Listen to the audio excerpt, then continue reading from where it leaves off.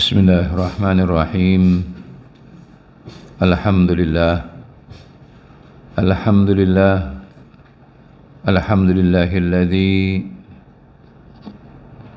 waffaqana li ta'atih wa ja'alana min khairi ummatih.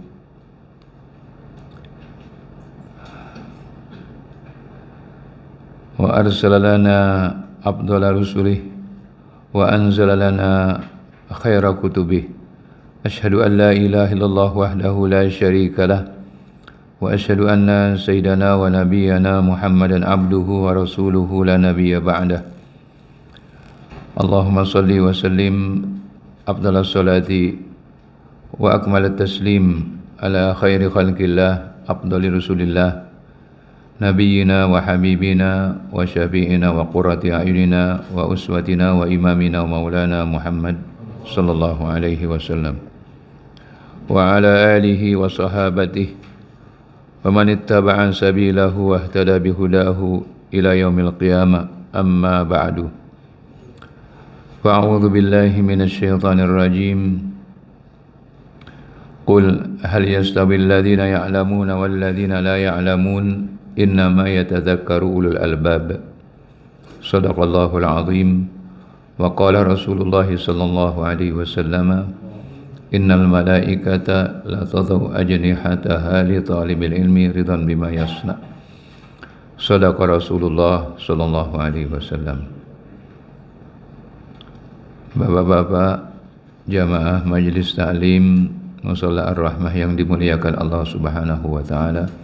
Assalamualaikum warahmatullahi ta'ala wabarakatuh.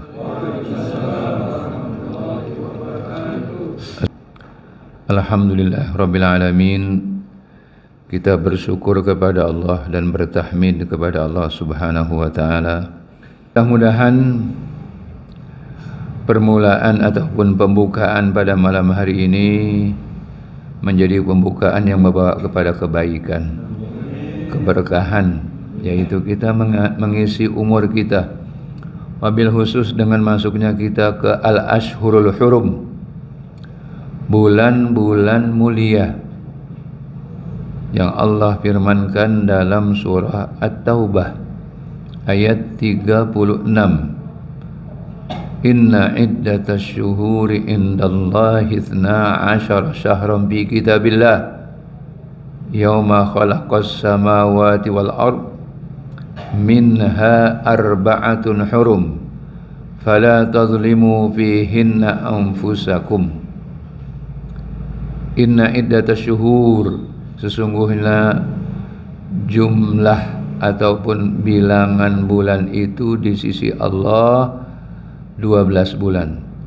Yauma khalaqas samawati wal ard, ditetapkan oleh Allah pada hari diciptakannya langit dan bumi. Minha arba'atun hurum, dari 12 bulan itu ada 14 bulan yang dikatakan bulan haram, artinya bulan mulia. Fala tadhlimu bihinna anfusakum. Maka jangan kalian melakukan kezaliman pada 4 bulan tersebut. Nah, ini 3 bulan berturut-turut, yaitu Dzulqa'dah, sekarang ini bulan Dzulqa'dah, Dzulhijjah dan Muharram, ini berturut-turut.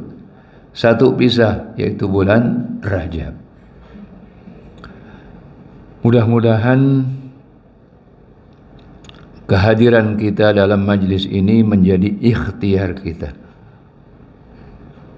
Ikhtiar memuliakan waktu ini dengan amal-amal yang diridhoi oleh Allah, yang dicintai oleh Allah, lebih khusus lagi dengan kita talabul ilmi, dengan kita mencari ilmu, dengan kita mengaji dan seterusnya. Baik, kita akan lanjutkan masih di babu tahrimidz zulmi wal amri biraddil mazalim ila ashabiha. Bab diharamkannya berlaku zalim dan mengembalikan hak kepada pemiliknya. Bismillahirrahmanirrahim. Wa bihi nasta'in wa sallallahu ala sayyidina Muhammad wa ala alihi wa sahabati ajmain. Qala al-musannifu rahimahullah wa adaman naf'a bihi wa bi barakati ulumihi wa bikum fid darain. Qala radhiyallahu an wa an ibni Umar radhiyallahu anhuma qala qala Rasulullah sallallahu alaihi wasallam lan yazalal mu'minu fi fushatin min dinihi ma lam yusib daman haraman. Rawahul Bukhari. Hadis ini sanadnya adalah Abdullah ibnu Umar. Kalau dikatakan ibnu Umar itu maksudnya adalah Abdullah ibnu Umar. Di kalangan para sahabat ada banyak sahabat yang namanya Abdullah. Tapi yang paling terkenal itu 3. Abdullah ibnu Umar, Abdullah ibnu Abbas, dan Abdullah ibnu Mas'ud radhiyallahu ta'ala anhuma. Maka kalau langsung dikatakan ibnu Umar, artinya anaknya Umar, ini maksudnya adalah anak Sayyidina Umar bin Khattab yang bernama siapa? Abdullah.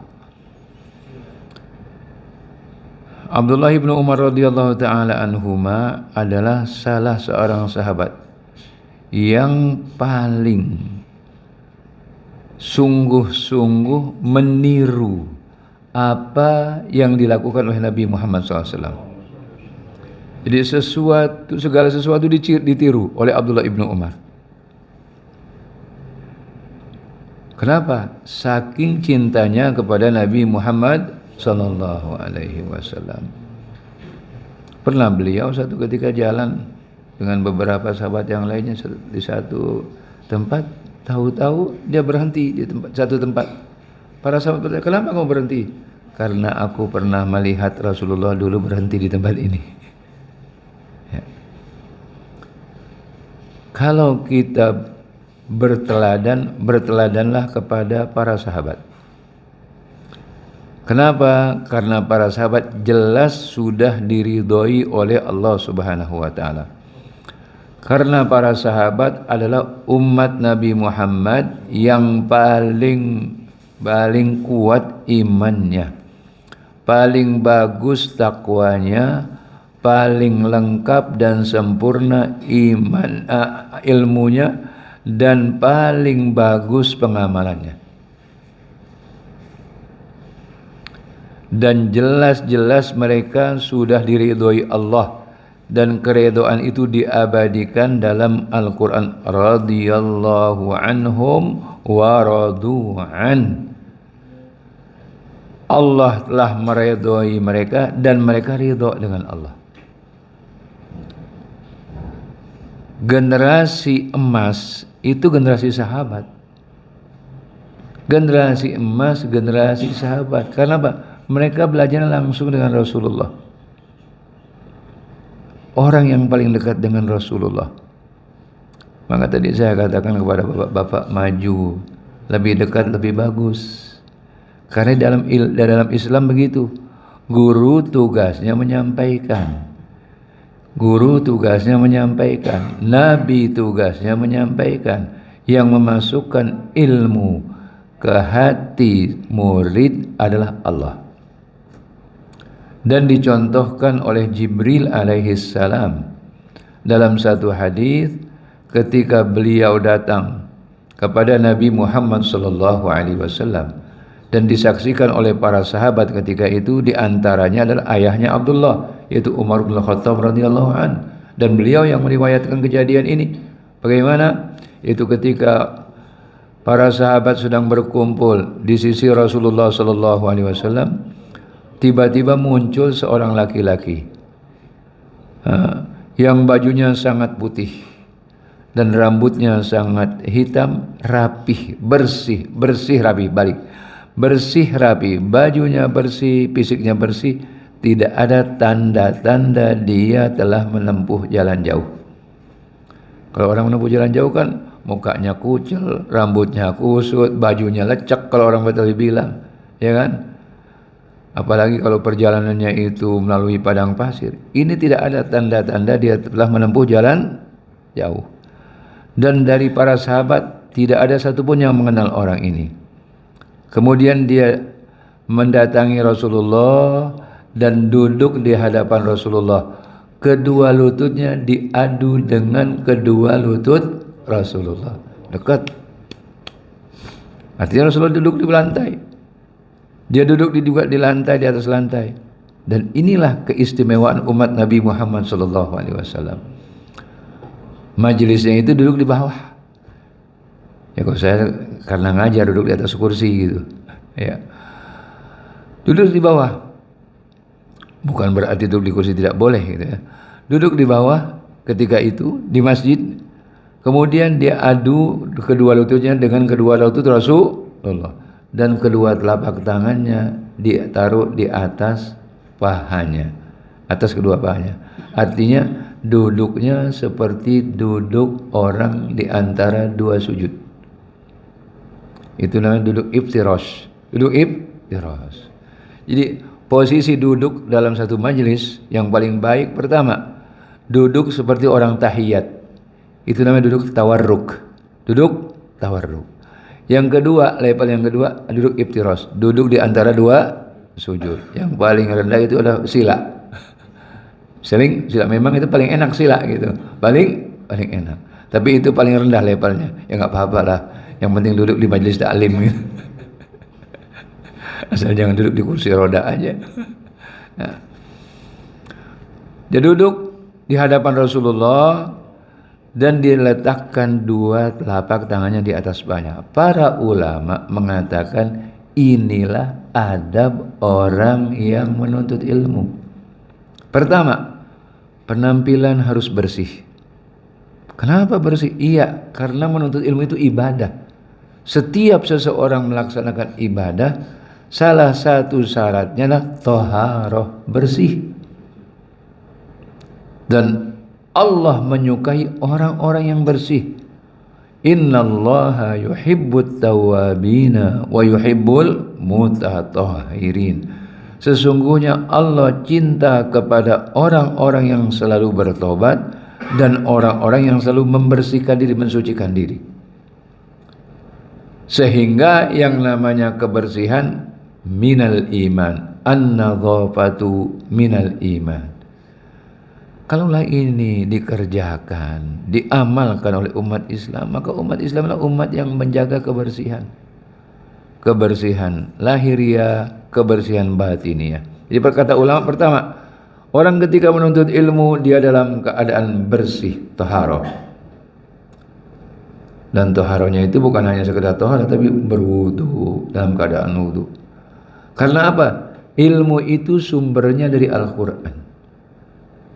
Sumbernya dari Al-Quran. Al-Quran kalamullah. Ilmu itu dari Allah. Yang Allah sampaikan kepada Jibril. Jibril sampaikan kepada Nabi kita Muhammad sallallahu alaihi wasallam.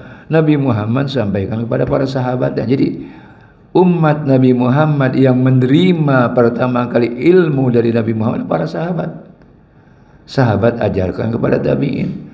Tabi'in ajarkan kepada tabi'in. Tabi'in terus sampai wa man tabi'ahum ila yaumiddin wa man tabi'ahum bi ihsanin ila yaumiddin.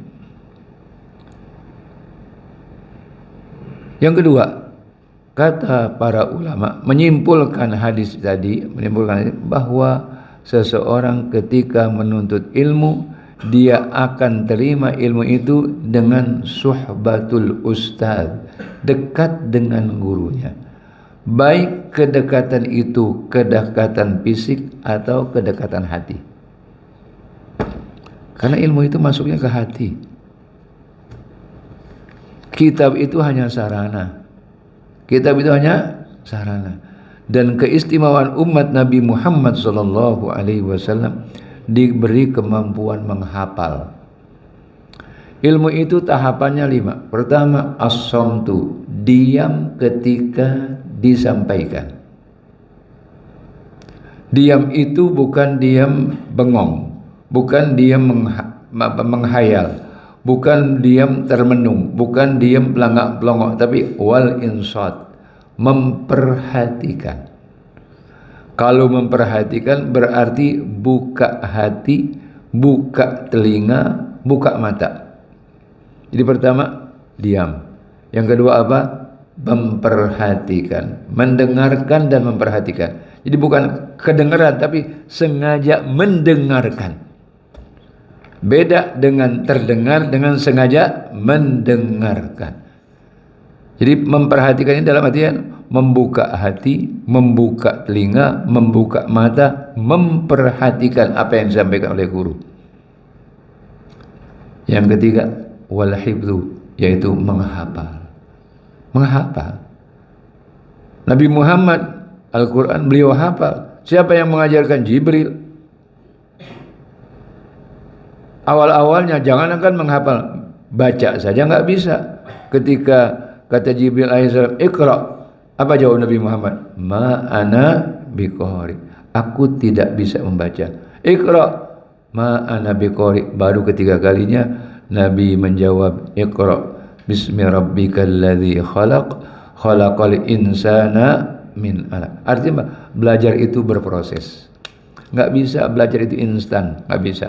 Kopi boleh instan, mie boleh instan, tapi untuk ilmu tidak bisa instan. Perlu belajar, perlu proses, perlu jerih payah, perlu, kalau orang dulu bilang, banting tulang, pahit getirnya. Orang tidak mendapatkan ilmu sebelum dia itu berusaha dan merasakan pahit getirnya. Apalagi ilmu Al-Quran. Ya. Jadi harus usaha, dicari ilmu itu. Bukan guru mendatangi murid, bukan. Murid mendatangi guru, itu dalam Islam begitu. Prinsip itu. Jadi guru tidak mendatangi murid, apalagi diiklankan. Nggak usah diiklankan. Pemberitahuan boleh.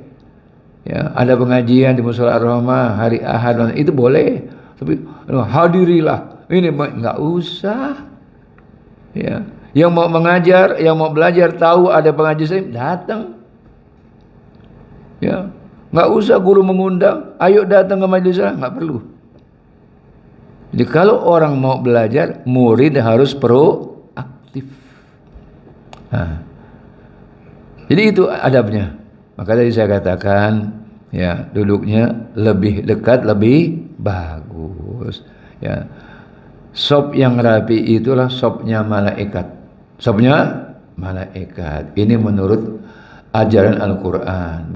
Jadi duduk yang rapi itulah mazhabnya Islam dalam Al-Quran, dicontohkan oleh para malaikat, dan itu disebutkan oleh Allah dalam surah setelah surah Yasin, namanya surah Shaffat. Was-shaffati shaffa, faz-zajirati zajra, fattaliyati dzikra, fattaliyati dzikra, inna ilahakum lawahid. Jadi para malaikat di langit itu sopnya mereka itu rapi betul. Mereka bertasbih, bertahmid, berzikir kepada Allah, tidak pernah bosan. Abdullah ibnu Umar radhiyallahu taala adalah sahabat Rasulullah yang paling getol, yang paling rajin, yang paling sungguh-sungguh meniru apa yang dia lihat dari Rasulullah. Yang dia tahu dia tiru. Abdullah ibnu Umar betul-betul dia ikuti apa yang dilihat, apa yang didengar dari Nabi kita Muhammad sallallahu alaihi wasallam. Beliaulah sanad daripada hadis ini, yaitu sabda Nabi kita Muhammad sallallahu alaihi wasallam yang berbunyi, lan yazalal mu'minu fi pushatin min dinihi ma lam yusib daman haraman, rawahul Bukhari. Seorang mukmin dia masih terus di dalam masa keleluasaan dalam agamanya. Di sini maksudnya begini, saya jelaskan. Kita hidup ini, bagaimana nasib kita di dunia dan di akhirat tergantung rahmat Allah.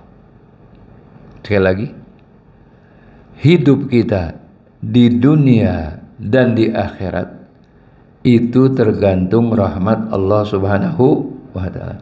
Jangan pernah dari kita ini yang GR, yang ujub, yang membanggakan dirinya. Oh, saya amal saya bagus, sholat saya bagus, saya tekun sholat. Oh, saum saya sering, sedekah saya banyak, saya pasti masuk surga. Nanti dulu. Amal tidak menjamin. Amal seseorang tidak menjamin. Iya, kita ikhtiar dan husnudzon kepada Allah, tapi keputusan akhir itu kembali kepada rahmat Allah Subhanahu wa ta'ala. Ini berlaku untuk semua manusia. Ketika sahabat bertanya, wahai Rasul, apakah itu berlaku pada dirimu? Berlaku pada diri aku. Illa an yataghammadani Allah birahmati, kecuali Allah memberi rahmat kepadaku. Nah, seorang mukmin dia masih tetap mempunyai harapan untuk mendapatkan rahmat dari Allah. Walaupun dia ada dosanya. Makanya kita setiap melakukan kesalahan beristighfar, bertobat. Kadang kita nggak tahu. Kita nggak tahu, dan jangan kita ini kalau beramal terlalu pede. Husnudzon boleh, tapi jangan istighfar saya pasti diterima, tobat saya pasti. Jangan. Kita ikhtiar saja. Masalah terima tidak diterima itu kita kembalikan kepada Allah. Kembalikan kepada Allah. Ya. Jadi seorang mukmin dia masih punya harapan, ya, untuk mendapatkan rahmat dari Allah Subhanahu wa ta'ala selama dia belum terlibat pembunuhan. Ini. Ya. Karena pembunuhan itu adalah dosa yang paling besar. Itu Allah ancam dengan api neraka. Wa may yaqtul mu'mina muta'ammidan fajazauhu jahannamu khalidan fiha wa ghadiballahu wa alaihi wa la'anahu wa adda lahu adzaban alima. Ya. Wa man qatala mu'minan wa may yaqtul mu'mina muta'ammidan, barang siapa yang membunuh orang mukmin sengaja, dengan sengaja, fajazauhu jahannam, maka balasannya apa? Jahannam, namanya khalidan fiha, kekal abadi. Walaupun dia berperan di belakang layar, walaupun perannya sedikit, selama dia terlibat, dia akan dan dia tidak bertobat, tidak mengakui kesalahannya, maka jangan harap dia akan mendapatkan yaitu rahmat dari Allah Subhanahu wa ta'ala. Na'udzubillah. Karena apa? Karena ini adalah kezaliman. Salah satu hak yang harus dihormati, salah satu hak asasi manusia adalah melindungi nyawa orang lain. Nggak boleh seseorang itu membunuh orang lain kecuali dalam rangka kisos, dan itu ada caranya. Nggak boleh main hakim sendiri, nggak ada. Maka saya perlu ingatkan, jangan sampai kita ini mudah termakan isu. Kalau nanti orang Islam menjadi pemimpin, wah akan dihabisi nih orang-orang non-muslim. Enggak seperti itu. Islam bukan agama yang memusuhi orang beda agama, tidak. Urusan beda agama itu masing-masing. Lakum dinukum waliyadin. Itu urusan dia kepada Allah. Dan itu bukan berarti kita ridho, tidak. Tapi itu nggak usah kita ikut campur. Dan jangan kita ganggu. Kita juga tidak boleh diganggu.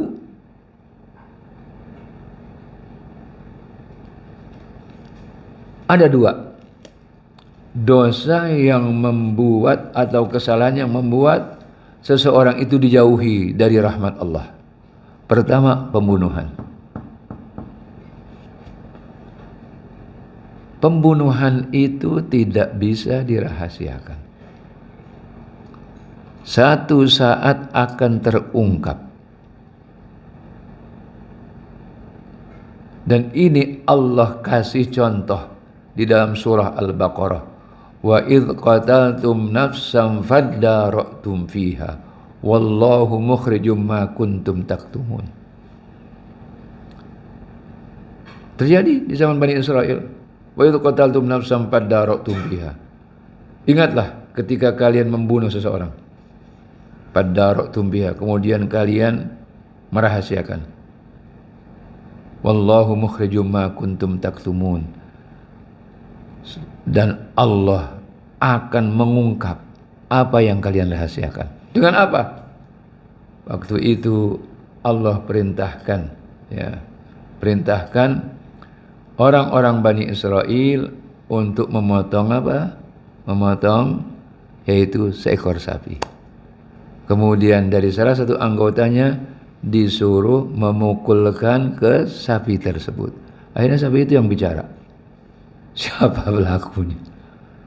Dengan takdir siapa? Takdir Allah. Dengan takdir Allah. Loh kok bisa? Ya itu. Nabi Musa, Nabi Isa, ketika masih kecil, masih bayi, dia berbicara, ini Abdullah, aku ini adalah hamba Allah. Nanti di akhir kiamat, di hari kiamat, di hari perhitungan, kulit-kulit manusia itu berbicara. Kulit itu kan perasa. Apa yang dilakukan? Apakah itu yang mengenakan, tidak mengenakan? Kulit itu perasa. Luka, perasa perih. Enak kita merasa seperti macam-macam. Itu ada pada kulit. Di saat manusia nanti mulutnya tidak bisa bersilat lidah, maka anggota tubuhnya wabil khusus kulitnya berbicara. Di saat itulah orang yang dipersaksikan secara yang merugikan dia akan mengatakan lima syahidtum alaina. Kenapa kalian kulitku sebagai kulitku itu menjadi penghujat, menjadi penghujat, menjadi saksi yang memberatkan aku. Kulit itu berbicara, qalu antaqanallahu alladzi antaqa kulla syai'. Allah lah yang membuat kami, kata kulit, berbicara. Banyak itu dalam Al-Quranul Karim, dalam hadis Rasulullah sallallahu alaihi wasallam. Nanti menjelang hari kiamat akan terjadi peperangan antara kaum muslimin. Ini saya menyampaikan hadis, menyampaikan hadis, yaitu akan terjadi di mana? Di sekitar Masjidil Aqsa, antara umat Nabi Muhammad dengan Yahudi. Dan ketika itu orang Yahudi ada yang bersembunyi di balik pohon, namanya pohon Gharqad. Pohon Gharqad. Maka bebatuan itu akan berbicara, memberitahu kepada orang mukmin, orang mukmin, ini jadi kalau ada orang Yahudi bersembunyi di belakang batu itu akan berbicara, wahai muslim, ini di belakangku ada orang Yahudi bersembunyi. Jadi yang mengkhianati ataupun yang membela orang Yahudi hanya pohon Gharqad. Saya ulangi, nanti di akhir zaman akan terjadi peperangan antara orang Muslim dengan orang Yahudi. Nah, di mana? Di Palestina. Dan di saat itu batu akan berbicara, memberitahu tempat persembunyian orang-orang Yahudi. Kecuali yang saat itu membela orang Yahudi adalah pohon Gharqad. Itu pohon Gharqad. Saya belum tahu bentuknya seperti apa pohon Gharqad. Dan itu saya dengar informasi wallahu alam saat ini itulah pohon yang banyak ditanam di sana oleh orang-orang Yahudi karena mereka menganggap akan membela mereka. Bisa terjadi. Ya. Di zaman Rasulullah sallallahu alaihi wasallam, sebelum Rasulullah sallallahu alaihi wasallam dibuatkan mimbar untuk berbicara, itu mimbar berbicara, podium supaya apa? Supaya posisi lebih tinggi, kelihatan pendengar dan para pendengar bisa melihat dengan jumlah yang banyak, jarak jauh bisa mendengar. Kenapa? Podium. Dan sunnahnya podium itu tiga apa namanya? Undakan ya? 3 undakan. Itu begitu sunnahnya. Nah, sebelum itu dibuatkan untuk Rasulullah naik di pongkol pohon. Di pohon kan pongkolnya biasa agak lebar kan begitu. Rasulullah naik di pongkol pohon begitu. Ketika itu tidak difungsikan lagi, nangis itu pohon-pohon korma. Pokok pohon korma menangis. Kenapa? Rindu dengan Nabi Muhammad sallallahu alaihi wasallam. Kok bisa? Itu Allah takdirkan. Allah takdirkan. Ya. Jadi yang namanya kebohongan itu ada ujungnya. Ada ujungnya. Gak bisa. Ya. Segala bentuk kebohongan itu ada ujungnya. Di dalam bahasa Arab dikatakan hablul kadhibi qasir. Tali kebohongan itu pendek. Tali kebohongan itu nggak bisa ulur terus, nggak mungkin. Suatu saat akan dibongkar, akan terbongkar. Ya, dimanapun bangkai itu disembunyikan akan terendus, akan ketahuan. Ya. Nah, 2 dosa. Pertama pembunuhan. Yang akan dijauhi seseorang pelakunya itu dijauhi dari rahmat Allah Subhanahu wa taala. Yang kedua apa? Khamar.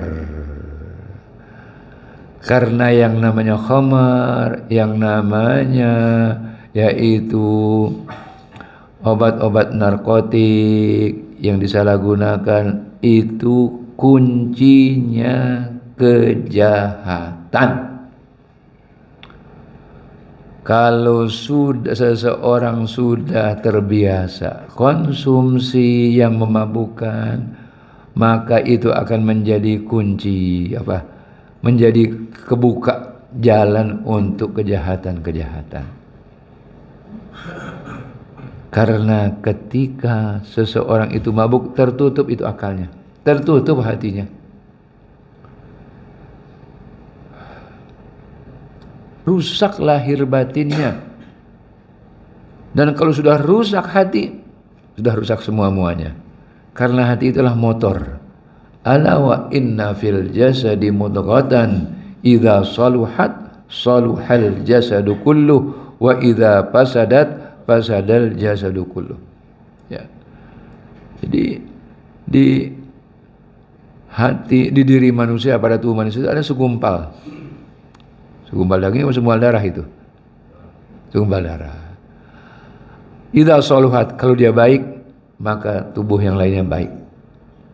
Wa idza fasadat, kalau dia rusak, fasadal jasadu kullu, akan rusak semuanya. Ala wahyal qalbu, dia adalah apa? Qalbu, hati manusia. Makanya Islam mengharamkan, ya, karena yang namanya khamar itu itsmuhuma akbaru min nab'ihima wa yas'alunaka al-khamri innamal khamru wal maisir wal azlamu rijsun min amali syaitan. Ya. Wa yas'alunaka anil khamri wal maisir, dan mereka bertanya kepadamu wahai Muhammad tentang khamar dan judi. Qul fihima ithmun kabiru wa manafi'u linnas. Katakanlah bahwa di dalam khamar dan judi itu adalah madarat yang sangat-sangat besar. Manfaatnya sedikit dan manfaatnya itu digunakan untuk keperluan tindakan operasi. Biar orang yang dioperasi itu tidak merasakan sakit. Jadi ada dua dosa. Yang ini menjauhkan seseorang dari rahmat Allah. Na'udzubillah. Pertama apa? Pembunuhan. Yang kedua apa? Khamr. Na'udzubillah. Na'udzubillah. Ya, mudah-mudahan kita diselamatkan oleh Allah Subhanahu wa taala. Dan salah satu tanda dekatnya hari kiamat, banyaknya kasus pembunuhan. Oh, biasa. Hampir setiap hari itu terjadi pembunuhan ini, pembunuhan itu, macam-macam. Dekatnya hari kiamat tandanya adalah al-haraj wal maraj. Kekacauan, kegaduhan dalam segala hal, termasuk yaitu dalam kehidupan kita dari segi keamanan, merasa tidak aman. Ya. Di mana kita berada merasa tidak aman. Ya Allah, coba bayangkan bapak-bapak tuku emas pakai saking apa? Tidak amannya. Sementara di Madinah, di Mekah, kalau tiba waktu sholat, toko itu ditutup cukup dengan apa? Kain putih atau apa? Rolling door itu ya, yang pintu itu tuh, itu rolling door ya. Rolling door itu hanya setengah aja, nggak dikunci, ditinggal pergi sholat, aman. Karena apa? Orang takut dengan hukuman, orang mengindahkan, ya. Hukum berwibawa. Tapi kalau sudah hukum tidak berwibawa, yang terjadilah kekacauan. Maka ini hadis ini memberi pesan kepada kita, ya, untuk kita ini berlaku dan berperilaku dan berbuat beramal itu berhati-hati. Jangan sampai melakukan kezaliman, ya. Di antara kezaliman yang paling berat adalah kezaliman yang akan menyebabkan seseorang jauh dari rahmat Allah. Sementara kita hidup ini tidak bisa lepas dari ketergantungan dengan rahmat Allah Subhanahu wa taala. Ya, makanya kita setiap melakukan kebaikan kita ucapkan bismillahirrahmanirrahim.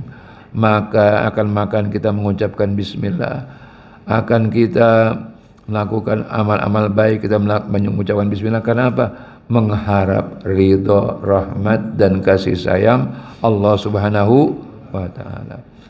Waktu azan aqulu qauli hadza wa astaghfirullah li wa lakum. Wa sallallahu ala sayyidina Muhammad wa ala alihi wa sahbihi wa sallama tasliman katsiran daiman abadan ila yaumiddin. Allahumma anfa'na bima 'allamtana wa 'allimna ma yanfa'una warzuqna ilman yanfa'una. Rabbana ighfir lana wa liwalidayna warhamhuma kama rabbayana shighara. Allahumma qsim lana min khasyatika ma tahulu bi bainana wa baina ma'siyatik wa min ta'atika ma tuballighuna biha jannatak wa min al-yaqini ma tuhawwinu bi 'alaina masa'ibad dunya wa matina Allahumma bi asma'ina wa absarina wa quwwatina ma ahyaytana waj'alha al-waritha minna waj'al tha'rana 'ala man zalamana waj'al tha'rana 'ala man zalamana waj'al tha'rana 'ala man zalamana wansurna 'ala man adana wa la taj'al musibatana fi dinina wa la taj'al ad-dunya akbara hammina wa la mablagha ilmina wa la tusallit 'alaina bi dhunubina man la yarhamuna. Allahumma rabbana atina fid dunya hasanah wa fil akhirati hasanah wa qina adzaban nar. Jazallahu anna nabiyyana Muhammadan sallallahu alaihi wasallam bima huwa ahluh. Rabbana taqabbal minna innaka antas samiul alim wa tub alaina innaka antat tawwabur rahim. Wa sallallahu ala sayyidina Muhammad wa ala alihi washabihi wasallam walhamdulillahi rabbil alamin. Amin. Amin. Amin ya rabbal alamin. Subhanakallahumma wa bihamdika asyhadu an la ilaha illa anta astaghfiruka wa atubu ilaik. Assalamualaikum warahmatullahi wabarakatuh. Sarno azan dulu azan.